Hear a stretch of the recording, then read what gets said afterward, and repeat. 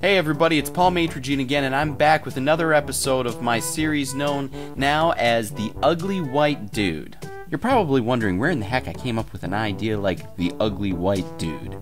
Well, thanks to one of the viewers and commenters on one of my previous episodes named Chris Dastronomer, I now have officially the name for my series of little webisodes. He was doubtless being very candid, which I appreciate, and probably wasn't trying to be helpful, but I liked it, and here it is as the title, so thank you very much, Chris Dastronomer.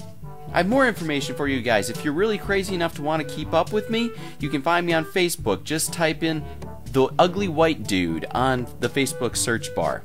You can also find me on Twitter. Just look for Paul Matrogene. You can find the lettering right here, so you know exactly how to spell it. Right there. Right there.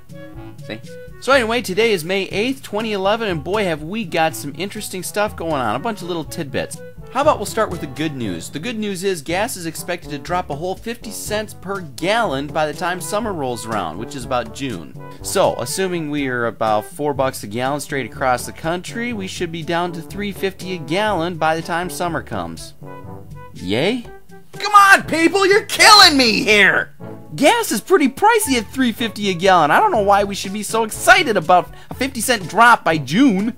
Anywho, speaking of gas, I suppose it would be appropriate to speak of Dick Cheney. The former vice president is now looking into getting a new ticker for his chest. I think it's a good idea for him to go and play Tin Woodman and all. I mean, he proved in the Bush administrations that he does need heart.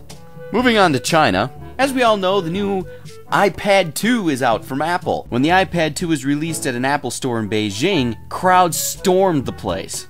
Security guards were swept aside like so much kindling, and the glass door was smashed. 4 people were hospitalized. Dang, these Chinese really take their technology seriously. I mean, come on people, it's not like it's a Star Wars flick or something. Let's head back to America where things are a little bit more sane. A recent study has shown that blacks are more apt to call a friend or family member than 911 when they're having a stroke. Now, call me crazy if I'm wrong, but isn't that conclusion racist? I mean, look at that basketball coach a couple years back who was fired because he said that blacks are pretty good at basketball. In fact, probably better at basketball than whites.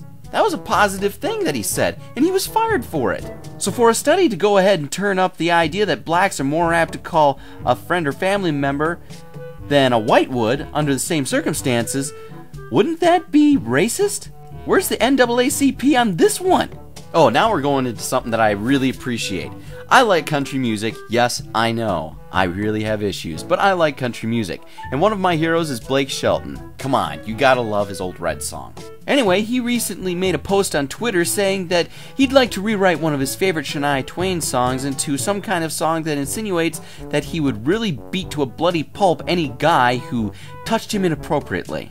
Granted, it was all in good fun, or so he thought. Gay groups such as GLAAD demanded that he apologize immediately, which of course he did, being a public figure in need of keeping up a good image. Now here's what I'm really wondering. What if Rosie O'Donnell or Ellen DeGeneres had made the same kind of comment? Would there be some sort of straight group that would have gotten after her? Oh, wait a minute, we straights don't have representation like that, sorry. Anyway, it was just a little bit of a thought I had there. Hey Blake, if you're watching this, don't feel too bad. They could have made you do something a lot worse. Hey, while you were on the Shania Twain track, they could have made you sing, "Man, I feel like a woman." Well, that's all for now. I'll let you guys get back to your lives. Remember, look for me on Facebook.